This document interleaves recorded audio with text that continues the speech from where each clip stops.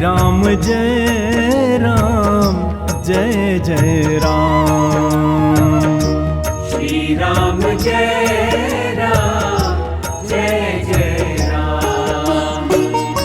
श्री राम जय राम जय जय राम। श्री राम जय राम जय जय राम। श्री राम जय राम जय जय राम। श्री राम जय राम जय जय राम। श्री राम जय राम जय जय राम। श्री राम जय राम जय जय राम। श्री राम जय राम जय जय राम। श्री राम जय राम जय जय राम। श्री राम जय राम जय जय राम।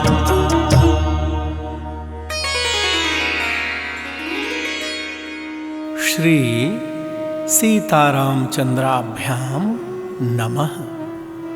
श्रीमद्वाल्मीकि रामायणम अयोध्याकांडम 1सप्ततितमः सर्गः। रथ और सेना सहित भरत की यात्रा विभिन्न स्थानों को पार करके उनका उज्जिहाना नगरी के उद्यान में पहुंचना और सेना को धीरे धीरे आने की आज्ञा दे स्वयं रथ द्वारा तीव्र वेग से आगे बढ़ते हुए साल वन को पार करके अयोध्या के निकट जाना, वहां से अयोध्या की दुर्वस्था देखते हुए आगे बढ़ना और सारथी से अपना दुखपूर्ण उद्गार प्रकट करते हुए राजभवन में प्रवेश करना। प्रभु प्रेमियों, इन प्रसंगों को भाव और श्रद्धा से श्रवण कीजिए। जय सिया राम।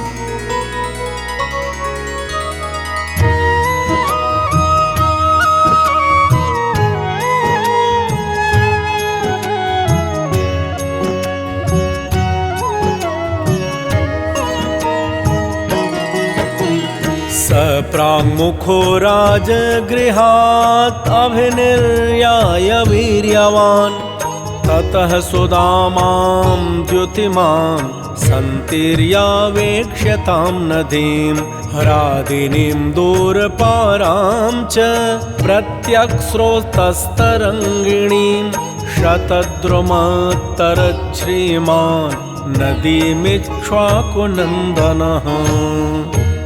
प्रभु प्रेमियों, राजगृह से निकलकर पराक्रमी भरत पूर्व दिशा की ओर चले।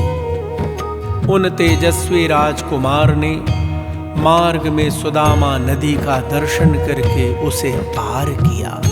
तत्पश्चात इक्ष्वाकुनंदन श्रीमान भरत ने, जिसका पाट दूर तक फैला हुआ था, उस ह्रादिनी नदी को लांघकर पश्चिमाभिमुख बहने वाली शतद्रु नदी, जिन्हें सतलज के नाम से जाना जाता है, उसे पार किया। ऐलधाने नदीं तीर्त्वा प्राप्य चापर पर्वतान् शिलामाकुर्वतीं तीर्त्वा आग्नेयं शल्यकर्षणम् सत्यसन्धः शुचिर्भूत्वा प्रेक्षमाणः शिलावहाम् अभ्यगात्स महाशैलान् वनं चैत्ररथं प्रति। प्रभु प्रेमियों, वहां से ऐलधान नामक गांव में जाकर वहां बहने वाली नदी को पार किया। तत्पश्चात वे अपर पर्वत नामक जनपद में गए। वहां शिला नाम की नदी बहती थी, जो अपने भीतर पड़ी हुई वस्तु को शिला स्वरूप बना देती थी। उसे पार करके भरत वहां से आग्नेय कोण में स्थित शल्यकर्षण नामक देश में गए, जहां शरीर से कांटे को निकालने में सहायता करने वाली औषधि उपलब्ध होती थी। तदनंतर सत्य प्रतिज्ञ भरत ने पवित्र होकर शिलावहा नामक नदी का दर्शन किया, जो अपनी प्रखर धारा से शिलाखंडों में बड़ी बड़ी चट्टानों को भी बहा ले जाने के कारण उक्त नाम से प्रसिद्ध थी। उस नदी का दर्शन करके वे आगे बढ़ गए और बड़े बड़े पर्वतों को लांघते हुए चैत्र रथ नामक वन में जा पहुंचे।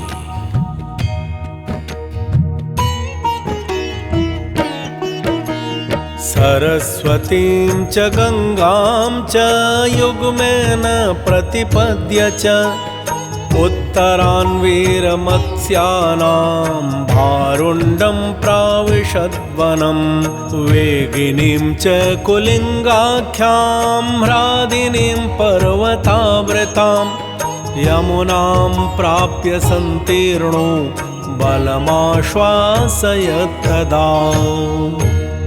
भक्तजनों, तत्पश्चात पश्चिम वाहिनी सरस्वती तथा गंगा की धारा विशेष के संगम से होते हुए उन्होंने वीर मत्स्य देश के उत्तरवर्ती देशों में पदार्पण किया और वहां से आगे बढ़कर वे भारुंड वन के भीतर गए।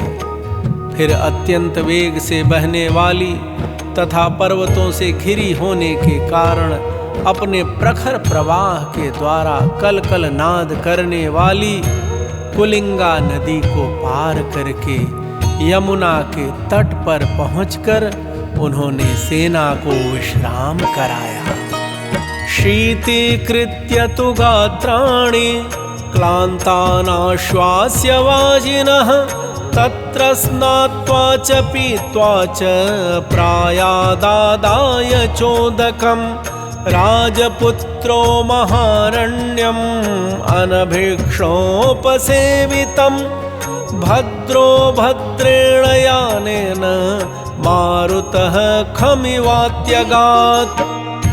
भक्तजनों, थके हुए घोड़ों को नहलाकर उनके अंगों को शीतलता प्रदान करके उन्हें छाया में घास आदि देकर आराम करने का अवसर दे राजकुमार भरत स्वयं भी स्नान और जलपान करके रास्ते के लिए जल साथ ले आगे बढ़े। मंगलाचार से युक्त हो मांगलिक रथ के द्वारा उन्होंने, जिसमें मनुष्यों का बहुधा आना जाना या रहना नहीं होता था, उस विशाल वन को उसी प्रकार वेग पूर्वक पार किया जैसे वायु आकाश को लांघ जाती है।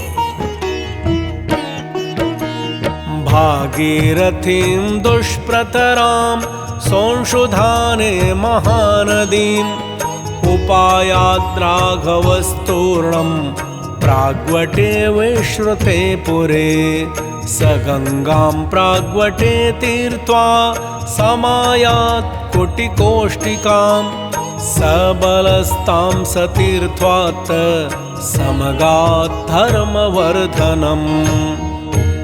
भक्तजनों, तत्पश्चात अंशुधान नामक ग्राम के पास महानदी भागीरथी गंगा को दुस्तर जानकर रघुनंदन भरत तुरंत ही प्राग्वट नाम से विख्यात नगर में आ गए। प्राग्वट नगर में गंगा को पार करके वे कुटिकोष्टिका नाम वाली नदी के तट पर आए और सेना सहित उसको भी पार करके धर्मवर्धन नामक ग्राम में जा पहुंचे। तोरणं दक्षिणार्धेन जम्बूप्रस्थं समागमत् वरूथं च ययौ रम्यं ग्रामं दशरथात्मजः तत्र रम्ये वने वासं कृत्वासौ प्राङ्मुखो ययौ उद्यानम् उज्जिहानायाः प्रियकायत्र पादपाः। प्रभु प्रेमियों, वहां से तोरण ग्राम के दक्षिणार्ध भाग में होते हुए जम्बू प्रस्थ में गए।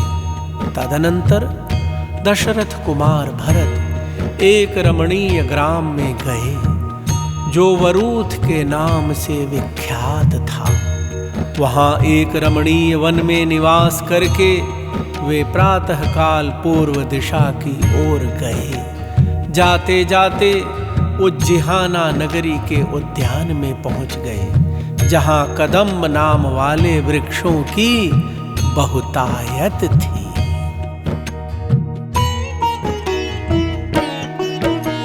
सतांस्तु प्रियकान् प्राप्य शीघ्रानास्थाय वाजिनः अनुज्ञाप्याथ भरतो वाहिनीं त्वरितो ययौ वासं कृत्वा सर्वतीर्थे तीर्त्वा चोत्तानिकां नदीम् अन्यानदिश्य विविधैः पार्वतीयैस्तुरंगमैः।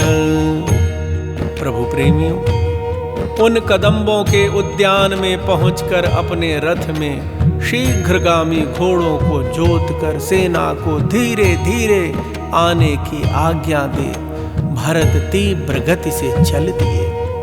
तत्पश्चात सर्वतीर्थ नामक ग्राम में एक रात रहकर उत्तानिका नदी तथा अन्य नदियों को भी नाना प्रकार के पर्वतीय घोड़ों द्वारा जुते हुए रथ से पार करके नरश्रेष्ठ भरत जी हस्तिपृष्ठक नामक ग्राम में जा पहुंचे। हस्तिपृष्ठकमासाद्य कुटिकामप्यपर्वतत् ततार च नरव्याघ्रो लोहित्ये च कपिवतीम् एकसाले स्थाणुमतीं विनते गोमतीं नदीं कलिंगनगरे चापि प्राप्य सालवनं तदा। प्रभु प्रेमियों, भरत जी हस्तिपृष्ठक नामक ग्राम में जा पहुंचे। वहां से आगे जाने पर उन्होंने कुटिका नदी पार की और फिर लोहित्य नामक ग्राम में पहुंचकर कपिवती नामक नदी को पार किया और फिर एक साल नगर के पास स्थाणुमती और विनत ग्राम के निकट गोमती नदी को पार करके वे तुरंत ही कलिंग नगर के पास साल वन में जा पहुंचे। भरतः क्षिप्रमागच्छत् स्वपरिश्रान्तवाहनः वनं च समतीत्याशु शरवर्याम् अरुणोदये अयोध्यां मनुना राज्ञा निर्मितां सददर्शः तां पुरीं पुरुषव्याघ्रः सप्तरात्रोषितः पथि। प्रभु प्रेमियों, वहां जाते जाते भरत के घोड़े थक गए। तब उन्हें विश्राम देकर वे रातों रात शीघ्र ही सालवन को लांघ गए और अरुणोदय काल में राजा मनु की बसाई हुई अयोध्यापुरी का उन्होंने दर्शन किया। पुरुष सिंह भरत मार्ग में 7 रातें व्यतीत करके 8वें दिन अयोध्यापुरी का दर्शन कर सके थे। अयोध्याम् अग्रतो दृष्ट्वा सारथिं चेदमब्रवीत् एषा नातिप्रतीता मे पुण्योद्याना यशस्विनी अयोध्या दृश्यते दूरात् सारथे पाण्डुमृत्तिका यज्विभिर्गुणसम्पन्नैः ब्राह्मणैर्वेदपारगैः। प्रभु प्रेमियों, सामने अयोध्यापुरी को देखकर भैया भरत अपने सारथी से इस प्रकार बोले, सूत, पवित्र उद्यानों से सुशोभित यह यशस्विनी नगरी आज मुझे अधिक प्रसन्न नहीं दिखाई देती है। यह वही नगरी है जहाँ निरंतर यज्ञ याग करने वाले गुणवान और वेदों के पारंगत विद्वान ब्राह्मण निवास करते हैं, जहाँ बहुत से धनियों की भी बस्ती है तथा राजर्षियों में श्रेष्ठ महाराज दशरथ जिसका पालन करते हैं। भूयिष्ठ मृद्धैराकीर्णा राजर्षि वर पालिता अयोध्यायां पुरा शब्दः श्रूयते तुमुलो महान् समन्तान् नर नारीणां तमद्य न शृणोम्यहम् उद्यानानि हि सायाह्ने क्रीडित्वोपरतैर्नरैः। प्रभु प्रेमियों, भरत जी कह रहे हैं, दूत, यह वही अयोध्या नगरी है जिसका पालन राजर्षियों में श्रेष्ठ महाराज दशरथ करते हैं। वही अयोध्या इस समय दूर से सफेद मिट्टी के ढूह की भांति दिख रही है। पहले अयोध्या में चारों ओर नर नारियों का महान तुमुल नाद सुनाई पड़ता था, परंतु आज मैं उसे नहीं सुन रहा हूं। सायंकाल के समय लोग उद्यानों में प्रवेश करके वहां क्रीड़ा करते थे। समन्ताद् विप्रधावद्भिः प्रकाशन्ते ममान्यथा तान्यद्यानुर्दन्तीव परित्यक्तानि कामिभिः आरण्यभूतेव पुरी सारथे प्रतिभाति मां न ह्यत्रयानैर्दृश्यन्ते न गजैर्न च वाजिभिः निर्यान्तो वाभियान्तो वा नरमुख्या यथा पुरा। प्रभु प्रेमियों, भरत जी कह रहे हैं, सायंकाल में लोग उद्यानों में प्रवेश करके क्रीड़ा करते थे और उस क्रीड़ा से निवृत्त होकर सब ओर से अपने घरों की ओर दौड़ते थे। अतः उस समय इन उद्यानों की अपूर्व शोभा होती थी, परंतु आज ये मुझे कुछ और ही प्रकार के दिखाई देते हैं। वे ही उद्यान आज कामी जनों से परित्यक्त होकर रोते हुए से प्रतीत होते हैं। हे सारथे, यह पुरी मुझे जंगल सी जान पड़ती है। अब यहाँ पहले की भांति घोड़ों, हाथियों तथा दूसरी सवारियों से आते जाते हुए श्रेष्ठ मनुष्य नहीं दिखाई दे रहे हैं। उद्यानानि पुरा भान्ति मत्ता प्रमुदितानि च जनानां रतिसंयोगेष्वत्यन्त गुणवन्ति च तान्येतान्यद्य पश्यामि निरानन्दानि सर्वशः स्रस्तपर्णैः अनुपथं विक्रोशद्भिरवद्रुमैः। प्रभु प्रेमियों, भरत जी सूत से कह रहे हैं, हे सारथे, जो उद्यान पहले मदमत्त एवं आनंद मग्न भ्रमरों, कोकिलों और नर नारियों से भरे प्रतीत होते थे तथा लोगों के प्रेम मिलन के लिए अत्यंत गुणकारी, अनुकूल सुविधाओं से संपन्न थे, उन्हीं को आज मैं सर्वथा आनंद शून्य देख रहा हूँ। वहाँ मार्ग पर वृक्षों के जो पत्ते गिर रहे हैं, उनके द्वारा मानो वे वृक्ष करुण क्रंदन कर रहे हैं और उनसे उपलक्षित होने के कारण वे उद्यान आनंदहीन प्रतीत होते हैं। नाद्यापि श्रूयते शब्दो मत्त भूतानां मृगपक्षिणां सरक्तां मधुरां वाणीं कलं व्याहरतां बहु चन्दनागुरुसम्पृक्तो धूपसम्मूर्छितो मलः प्रवाति पवनः श्रीमान् किं नु नाद्य यथा पुरा। भक्तजनों, भरत जी कह रहे हैं, हे सारथी, राग युक्त मधुर कलरव करने वाले मतवाले मृगों और पक्षियों का तुमुल शब्द अभी तक सुनाई नहीं पड़ रहा है। चंदन और अगुर की सुगंध से मिश्रित तथा धूप की मनोहर गंध से व्याप्त निर्मल मनोहर समीर आज पहले की भांति क्यों नहीं प्रवाहित हो रहा है?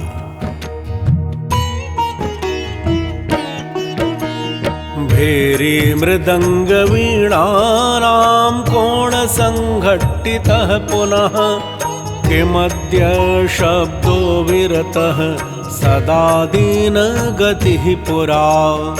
अनिष्टानि च पापानि पश्यामि विविधानि च निमित्तान्यमनोज्ञानि तेन सीदति मे मनः।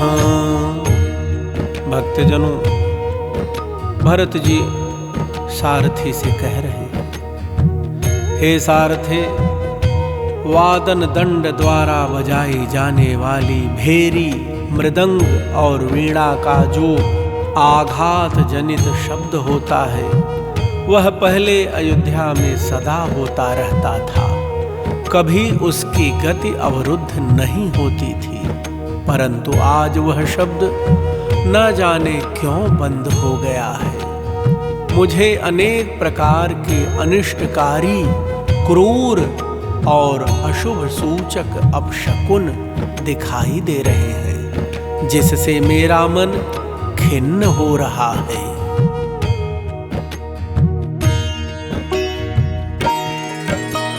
सर्वथा कुशलं सूत दुर्लभं मम बन्धुषु तथा ह्यसति सम्मोहे हृदयं सीदतीव मे। विषण्णः श्रान्तहृदयः त्रस्तः संलुलितेन्द्रियः भरतः प्रविवेशाशु पुरीम् इक्ष्वाकुपालिताम्।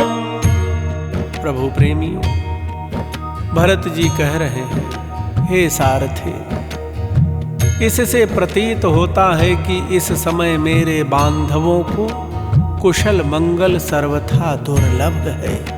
तभी तो मोह का कोई कारण न होने पर भी मेरा हृदय बैठा जा रहा है। प्रभु प्रेमियों, भरत मन ही मन बहुत खिन्न थे। उनका हृदय शिथिल हो रहा था। वे डरे हुए थे और उनकी सारी इंद्रियां क्षुब्ध हो उठी थीं। इसी अवस्था में उन्होंने शीघ्रतापूर्वक इक्ष्वाकुवंशी राजाओं द्वारा पालित अयोध्यापुरी में प्रवेश किया। द्वारेण वैजयन्तेन प्राविशच्छ्रान्तवाहनः द्वास्थैरुत्थाय विजयम् उक्तस्तैः सहितो ययौ। स त्वनेकाग्रहृदयो द्वास्थं प्रत्यर्च्यतं जनं सूतमश्वपतेः क्लान्तम् अब्रवीत् तत्र राघवः। प्रभु प्रेमियों, अयोध्यापुरी के द्वार पर सदा वैजयंती पताका फहराने के कारण उस द्वार का नाम वैजयंत रखा गया था। यह पुरी के पश्चिम भाग में था। उस वैजयंत द्वार से भरत पुरी के भीतर प्रविष्ट हुए। उस समय उनके रथ के घोड़े बहुत थके हुए थे। द्वारपालों ने उठकर कहा, महाराज की जय हो। फिर वे उनके साथ आगे बढ़े। प्रभु प्रेमियों, भरत जी का हृदय एकाग्र नहीं था, वे घबराए हुए थे, अतः उन रघुकुल नंदन भरत ने साथ आए हुए द्वारपालों को सत्कार पूर्वक लौटा दिया और केकय राज अश्वपति के थके मांदे सारथी से वहां इस प्रकार कहा। किमहं त्वरयानीतः कारणेन विना नघ अशुभाशंक हृदयं शीलं च पततीव मे श्रुतानुयादृशाः पूर्वं नृपतीनां विनाशने आकारांस्तानहं सर्वान् इह पश्यामि सारथे। प्रभु प्रेमियों, सारथी से भरत जी ने कहा, हे निष्पाप सूत, मैं बिना कारण ही इतनी उतावली के साथ क्यों बुलाया गया? इस बात का विचार करके मेरे हृदय में अशुभ की आशंका होती है। मेरा दीनता रहित स्वभाव भी अपनी स्थिति से भ्रष्ट सा हो रहा है। हे सारथे, अब से पहले मैंने राजाओं के विनाश के जैसे जैसे लक्षण सुन रखे हैं, उन सभी लक्षणों को आज मैं यहाँ देख रहा हूँ। सम्मार्जन विहीनानि परुषाण्युपलक्ष्ये असंयत कटावानि श्रीविहीनानि सर्वशः बलिकर्म विहीनानि धूप सम्मोदनेन च अनाशित कुटुम्बानि प्रभाहीन जनानि च। प्रभु प्रेमियों, भरत जी ने कहा, हे सारथे, मैं देखता हूँ गृहस्थों के घरों में झाड़ू नहीं लगी है, वे रूखे और श्रीहीन दिखाई देते हैं। इनकी किवाड़ें खुली हैं, इन घरों में बलि वैश्वदेव कर्म नहीं हो रहे हैं, ये धूप की सुगंध से वंचित हैं। इनमें रहने वाले कुटुंबी जनों को भोजन नहीं प्राप्त हुआ है तथा ये सारे गृह प्रभाहीन उदास दिखाई देते हैं। अलक्ष्मीकानि पश्यामि कुटुम्बी भवनान्यहम् अपेतमाल्य शोभानि असमृष्टाजिराणि च देवागाराणि शून्यानि न भान्ति यथा पुरा देवतार्चाः प्रविद्धाश्च यज्ञगोष्ठास्तथैव च। प्रभु प्रेमियों, भरत जी कह रहे हैं, जान पड़ता है इन घरों में लक्ष्मी का निवास नहीं है। देव मंदिर फूलों से सजे हुए नहीं दिखाई देते, इनके आंगन झाड़े बुहारे नहीं गए हैं, ये मनुष्यों से सूने हो रहे हैं, अतएव इनकी पहले जैसी शोभा नहीं हो रही है। देव प्रतिमाओं की पूजा बंद हो गई है, यज्ञशालाओं में यज्ञ नहीं हो रहे हैं।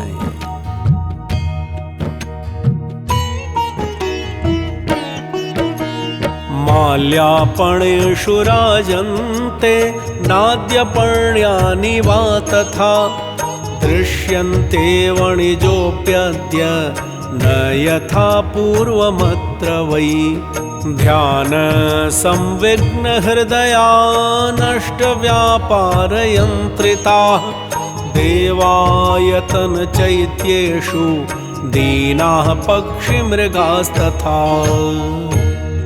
प्रभु प्रेमी, भरत जी कह रहे हैं, फूलों और मालाओं के बाजार में आज बिकने की कोई वस्तुएं नहीं शोभित हो रही हैं। यहाँ पहले के समान बनिए भी आज नहीं दिखाई देते हैं। चिंता से उनका हृदय उद्विग्न जान पड़ता है और अपना व्यापार नष्ट हो जाने के कारण वे संकुचित हो रहे हैं। देवालयों तथा चैत्य अर्थात देव वृक्षों पर जिनका निवास है वे पशु पक्षी दीन दिखाई दे रहे हैं।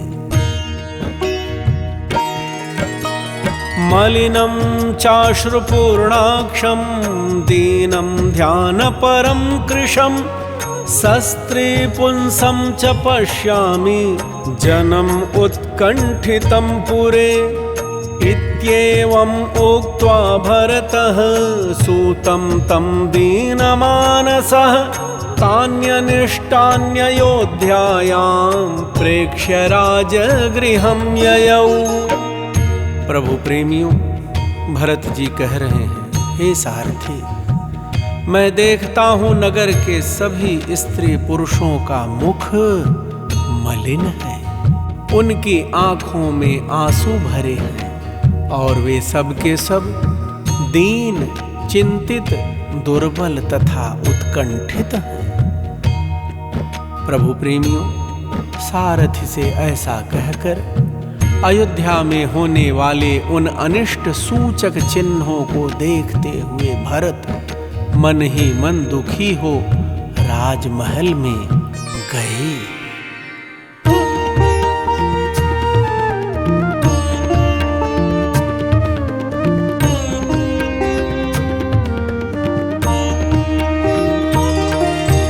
तां शून्य शृंगाटकवेश्मरथ्यां रजोरुणद्वारकवाटयन्त्रां दृष्ट्वा पुरीम् इन्द्रपुरी प्रकाशां दुःखेन संपूर्णतरो बभूव। प्रभु प्रेमियों, जो अयोध्यापुरी कभी देवराज इंद्र की नगरी के समान शोभा पाती थी, उसी के चौराहे, घर और सड़कें आज सूनी दिखाई देती थी तथा दरवाजों की किवाड़ें धूल धूसर हो रही थी। उसकी ऐसी दुर्दशा देख भरत पूर्णतः दुख में निमग्न हो गए।